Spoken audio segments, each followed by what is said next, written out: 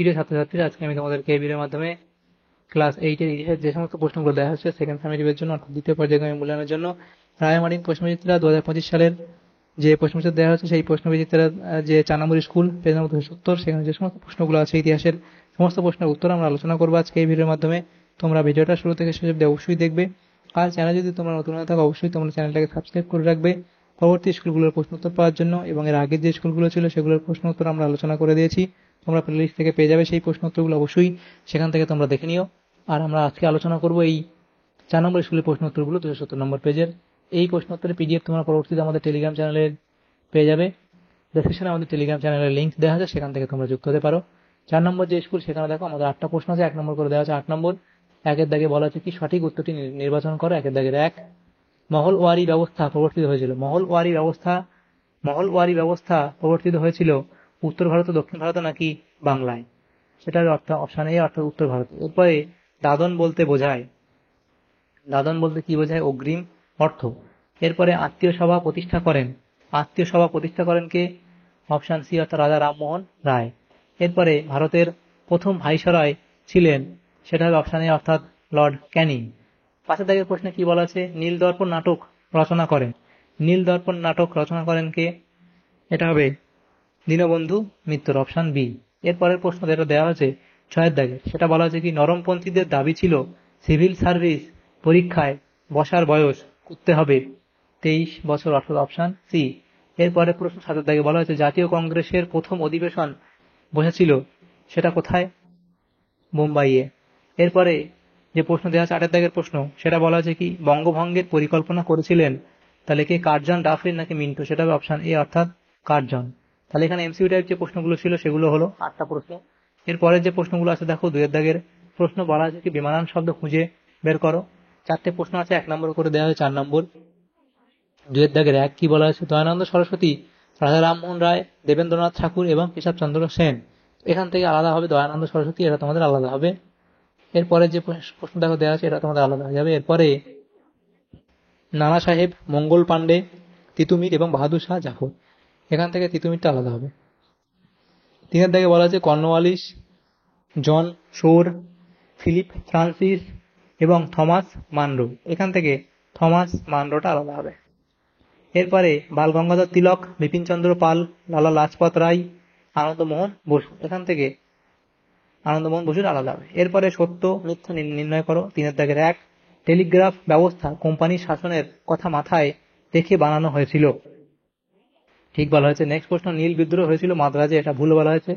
এরপরে প্রশ্ন নরমপন্থীরা চরমপন্থীদের কার্যকলাপকে 3 দিনের তামাশা বলেছেন, এটা ভুল বলা হয়েছে। নেক্সট প্রশ্ন ক্ষুদিরাম বসু ও প্রফুল্ল চাকি কিংসফোর্ডকে মারতে গিয়েছিল, এটা ঠিক বলা হয়েছে। তারপরের যে প্রশ্ন যেটা দেখা হয়েছে কি 4 দাগের স্তম্ভ মেলা, এখানে কয় স্তম্ভ এবং এদিকে কয় স্তম্ভ দেওয়া হয়েছে, তাহলে সেগুলো দেখো। কয় স্তম্ভ? 4টে প্রশ্ন আছে। 1 দাগের 1 সেটা বলা হয়েছে কি সাঁওতাল বিদ্রোহ, তাহলে সাঁওতাল বিদ্রোহ এটা তোমাদের মেলাবে কি সিধু ও কানু।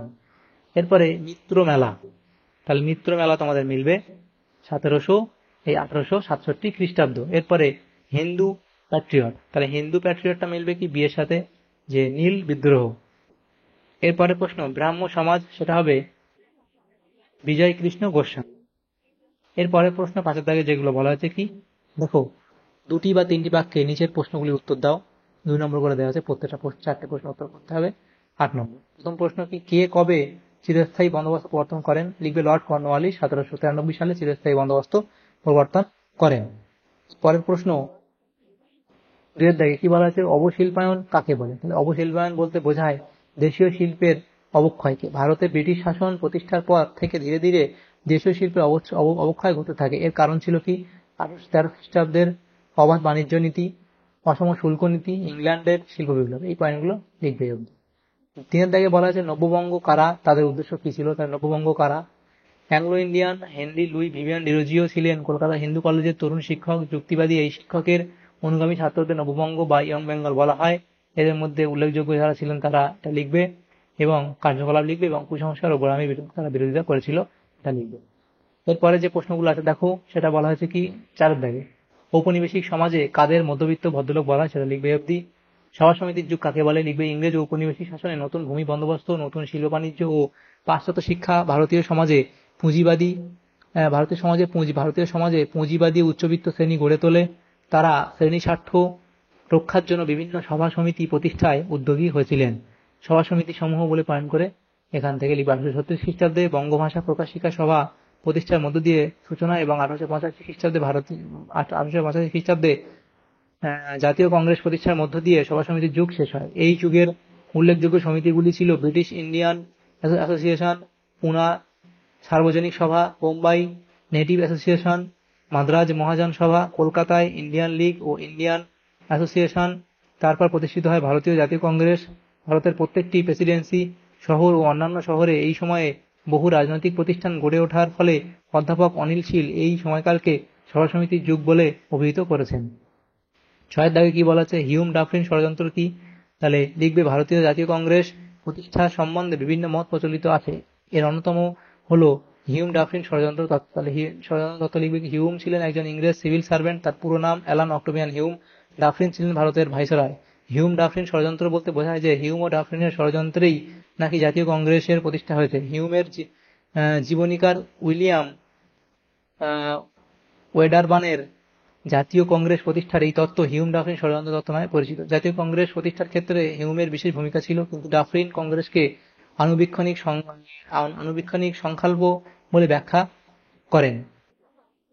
তাই ষড়যন্ত্র তত্ত্বটি কাল্পনিক ও ভিত্তিহীন। এরপরে 6 দাগে যে প্রশ্নগুলো আছে দেখো, এখানে আমাদের 4টে প্রশ্ন উত্তর করতে হবে। 6টা প্রশ্ন আছে, কিন্তু প্রত্যেকটা প্রশ্ন মানে আমাদের এখানে 3 নম্বর করে দেওয়া আছে। প্রথম প্রশ্ন, সম্পদের নির্গমন কি সেটা লিখবে। এরপরে কৃষির বাণিজ্যিকীকরণ বলতে কি বোঝো সেটা লিখবে। এরপরে মহারানীর ঘোষণাপত্র কি? তাহলে মহারানীর ঘোষণাপত্র বলে পয়েন্ট করে এগুলো লিখবে অবধি।